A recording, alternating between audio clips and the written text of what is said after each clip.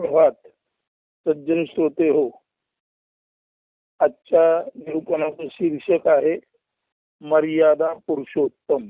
मर्यादा पुरुषोत्तम. संस्कृत सुभाषित आहे, अनर्था यार्थ संपत्तीर भोगौ गो भोगदः आपदा संपदा सर्वा सर्वत्र नादरो जया.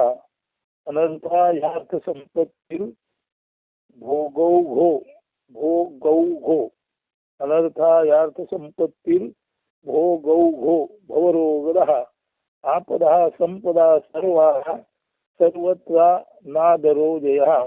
म्हणजे संपत्ती रूप अर्थ केवळ अनर्थ तैसे नानाविध भोग भवरोगती असती. सर्व संपदा केवळ आपदा या सर्वाचा अनादर करी तोची विजयी वीर खरा. म्हणजे सर्व वैभव व संपत्ती किंवा अर्थ अंततो गत्वा म्हणजे सरते शेवटी अनर्थच निर्माण करण्यास कारणीभूत ठरतात. तसेच नानाविध भोग हे खरे तर भवरोग म्हणजे या मानवी जीवनात आधी व्याधी म्हणजे मनशरीराचे रोग आजार यांची निर्मिती करतात. या अर्थाने सर्वच भौतिक संपदाबाबत अनास्था अनादर याचे हृदयी असू शकतो तोच वास्तवात विजयी वीर म्हणून शोभून दिसतो. आता वेगळ्या पद्धतीने विपदा नसे आपदा तैसी संपदा नसे संपदा अर्थ शरीरोपभोग आसक्ती असता विपदा अन्यथा अनासक्ती हीच सर्व संपदा. खरे पाहता विपदा ही विपदा किंवा आपदा वा संकट नसतेच आणि संपत्ती ही संपदा सुद्धा नसते. मात्र अर्थ संपत्ती शरीरोपभोग मात्र अर्थ संपत्ती शरीर उपभोग आसक्ती म्हणजे निश्चितच सर्व संकटे व रोग यांना आमंत्रण आणि उलट पक्षी त्याप्रती अनासक्ती म्हणजेच विजयश्री यशस्वी रूपी सर्व संपदा होय.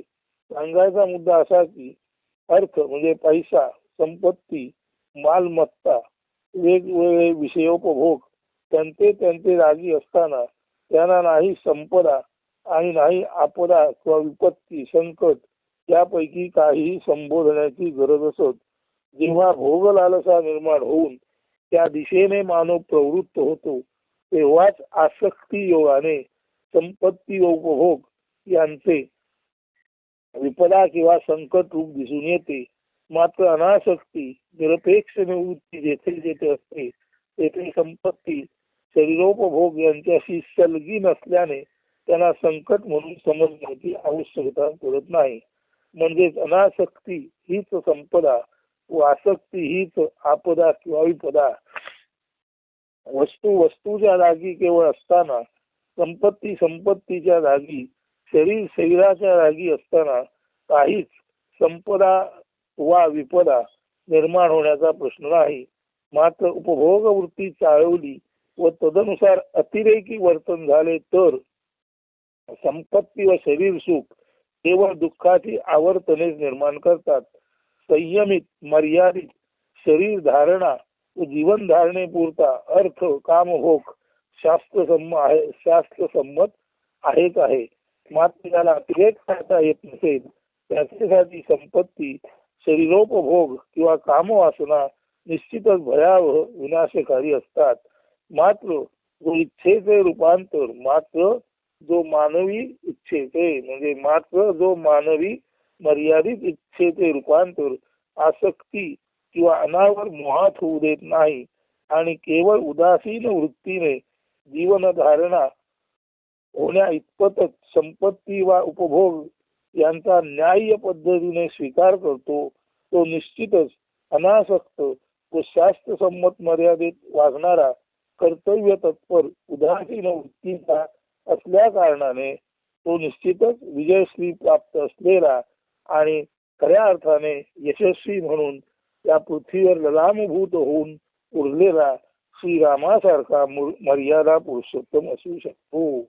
तिथे सांगण्याचा मुद्दा एवढाच आहे की शरीर आणि उपभोग संपत्ती आणि उपभोग हे एका विशिष्ट मर्यादेपर्यंत म्हणजे जीवन धारणे पुरते जीवन जीवनाचे व्यवहार सर्व सुरळीत चालण्यापुरते जरूर आवश्यक आहेत आणि त्याचा त्या मर्यादेत राहून आणि जीवनाकडे अन्यथा उदासीन वृत्तीने पाहून, म्हणजे जीवनात आपण आलो आहोत आणि या जीवनात कायमच अडकून राहण्यात अर्थ नाही अशा तऱ्हेने जीवनाकडे उदासीन वृत्तीने पाहून, म्हणजे जीवनाकडे एखाद्या तत्वज्ञानाच्या भूमिकेतून पाहून आपण जन्माला आलो तर ती सर्व कर्तव्य निमित्त पार पाडायची. ती कर्तव्य पार पाडताना स्वाभाविकच क्षुधा तृषा ज्या आहेत शरीर मनाच्या आणि अर्थात पोटाची भूक आहे, घशाची तहान आहे, शरीराची कामवासना आहे, तर त्या गोष्टी तेवढ्या पुरत्या जरूर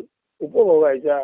कारण जीवनाची जी धारणा आहे किंवा जीवनसृष्टी आहे ती तशी चालवताना प्रत्येक माणसाची जी मर्यादित जबाबदारी आहे तेवढ्या पुरतेच त्याने त्या दृष्टीने आपली इच्छा कार्यप्रवृत्त करावी. अन्यथा अतिरेकी इच्छा याला आसक्ती म्हणतात आणि आसक्ती जर निर्माण झाली तर निश्चितच सर्व संपदा सर्व संयोगभोग त्याला कारणीभूत होतात. मात्र उदासीन वृत्तीने तत्वज्ञानाच्या भूमिकेतून कर्तव्यपरायणता म्हणून जो जीवन सन्मुख राहतो आणि आपल्या मर्यादा न विसरता जो जीवन जगतो तो मर्यादित शरीर उपभोग आणि मर्यादित संपत्तीचा उपभोग घेऊनही उरलेले आपले सर्व जीवन समाजाप्रती समर्पित करतो. असा एखादा उदासीन वृत्तीने वागणारा पुरुष संपदा आणि शरीरोपभोग मर्यादेत भोगून सुद्धा त्याच्या गळ्यात विजयश्री पडू शकते. याचा सर्वसाधारण एवढाच आहे की कुठल्याही वासनेचा अतिरेक झाला तरच त्या गोष्टीला संपदा विपदा संकट म्हणतात. परंतु ज्या गोष्टी आहेत त्या मर्यादित शास्त्रसंमत उपभोगासाठी आहेत आणि शास्त्रसंमत मर्यादेत राहून जर एखाद्याने या गोष्टीचा उपभोग घेतला आणि आपली जीवन धारणे पुरत योग्य तेवढं उचललं आणि अतिरेकी हव्यास टाळला तर अशा माणसासाठी पैसा संपत्ती ही सहाय्यभूत होते. अशा माणसासाठी योग्य तेवढा शरीर उपभोग हा सुद्धा सुखकारी होतो. परंतु अतिरेक टाळा, आसक्ती टाळा आणि केवळ जीवन धारणे पुरते मर्यादित सुखसंपत्ती शरीर उपभोग याचा आस्वाद घ्या. एवढंच यात सांगायचं आहे. अतिरेक टाळा. आसक्ती म्हणजे संकट आणि अनासक्ती म्हणजे संपदा किंवा आसक्ती म्हणजेच विपदा. आसक्ती म्हणजेच विपदा आणि अनासक्ती म्हणजे संपदा. याचा अर्थ अतिरेकी हव्यास म्हणजे संकट आणि अर्थातच मर्यादित जीवन धारणे पुरतं सर्व योग्य तेवढा उपभोग घेणे यामध्ये यशस्वी होण्याची गुरुकिल्ली माणसाला प्राप्त होऊ शकते. आणि अशी गुरुकिल्ली अत्यंत मर्यादेत वागून लोकानुरंजन करून म्हणजे लोकांचा सन्मान ठेवून या श्रीरामाने मर्यादित उपभोग घेऊन उदासीन वृत्तीने सर्व लोकांसाठी जनतेसाठी आपलं राज्य त्याने त्या राज्याचं निर्वाहन केलं. त्याने आपलं राज्य उपभोगासाठी वापरलं नाही. त्याने राज्याचा उपयोग सर्वसाधारण जनतेच्या हितासाठी केला आणि ते करताना स्वतःच्या जीवन धारणेपुरतच संपत्तीचा आस्वाद त्याने घेतला आणि अत्यंत मर्यादित अर्थाने जीवन पद्धती सुरळीत राहावी इतपतच त्याने शरीर उपभोग घेतला. आणि असा मर्यादित राहून उदासीन वृत्तीने जर कोणी राहील तर निश्चितच अर्थ असो संपत्ती असो शरीर असो याच्याकडे संकट म्हणून पाहावं लागणार नाही. उलट पक्षी या गोष्टी जीवन यशस्वी करायला काही प्रमाणात सहाय्यभूत होतील. म्हणून या सुभाषिताचा मर्यादित अर्थ एवढाच आहे की आसक्ती अतिरेकी जर मोह असेल तर सर्व सुखाच्या गोष्टी दुःखाला कारणीभूत होतात. आणि जर आपण मर्यादित वागणारे असू तर सुखाच्या गोष्टी निश्चितच मर्यादितपणे सुख संपदा आणि यश यालाही सहाय्यभूत होतात. सारांश आहे फुलाचा गंध देणं हे ठीक आहे पण फुल खुडणं थोडा वेळ गंध देणं आणि नंतर ते टाकून देणं म्हणजे जे आपणाला गंध देतो त्याचा आपण नाश करायला गेलो तर अशा वेळेला फुलाचा नेमका उपयोग आपल्याला कळत नाही. अशा वेळेला ज्याला फुलाचा उपयोग नेमका कळत नाही त्याच्या दृष्टीने फूल खर तर संकटदायक उलट्या पक्षी, ज्याला फुलाचा नेमका अर्थ कळत नाही तो त्या फुलाच्या दृष्टीने संकटच आहे. म्हणजे शरीर सुख असो संपत्ती असो ही केवळ आणि केवळ जीवन धारणेची साधने आहेत.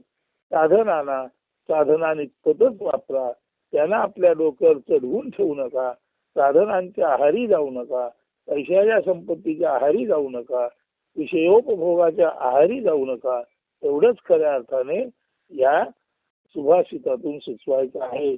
तेव्हा शरीर सुख आणि संपत्ती याचा विनियमित धर्मशास्त्र उपभोग घेऊन जो माणूस तर आपले जीवन संपूर्ण जगासाठी समर्पित करू शकतो असा उदासीन वृत्तीचा राजा रामचंद्रासारखा माणूस हा जो मर्यादा पुरुषोत्तम म्हणून ओळखला जातो त्याने सुद्धा उपभोग घेऊनही हे उपभोग केवळ आणि केवळ मानवी जीवन धारणेसाठी आहेत याचं भान ठेवलं आणि सर्व उपभोग हे मानवी जीवन धारणेसाठी आहेत याचं भान आणि ज्ञान ठेवून जो जीवनाचा उपभोग घेतो तो निश्चितच यशस्वी होतो. त्याच्या गळ्यात विजयश्री माळ घालते आणि असा माणूसच खऱ्या अर्थाने मर्यादा पुरुषोत्तम या उपाधीला प्राप्त होतो.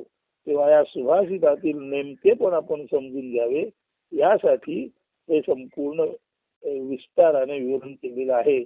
तेव्हा आपल्या आता एवढंच लक्षात ठेवा, आस्था हीच संपूर्ण व्यवस्था बिघडवते. आता आस्था याचा अर्थ इथे आस्था याचा अर्थ ईशण असा आहे. म्हणून आस्था म्हणण्याची आसक्ती, आसक्ती ही विनाशाला कारणीभूत आहे आणि अनासक्ती म्हणजे उदासीन उपभोग वृत्ती जिथे असेल ते निश्चितच सुख शांती समाधानाची प्राप्ती होते. म्हणजे उदासीन वृत्तीत सुख संपत्ती समाधान आहे आणि अतिरेकी व्यामोही अतिरेकी ईश्वरा जिथे आहे अशा आसक्तीमध्ये मात्र निश्चितच विनाश आहे. तर हे नीट समजून घ्या. संपत्ती रूप अर्थ केवळ अनर्थ तैसे नानाविध भोग भोगती सर्व संपदा केवळ आपदा या सर्वांचा अनादर करीत तोची विजयी वीर खरा असतो. धन्यवाद.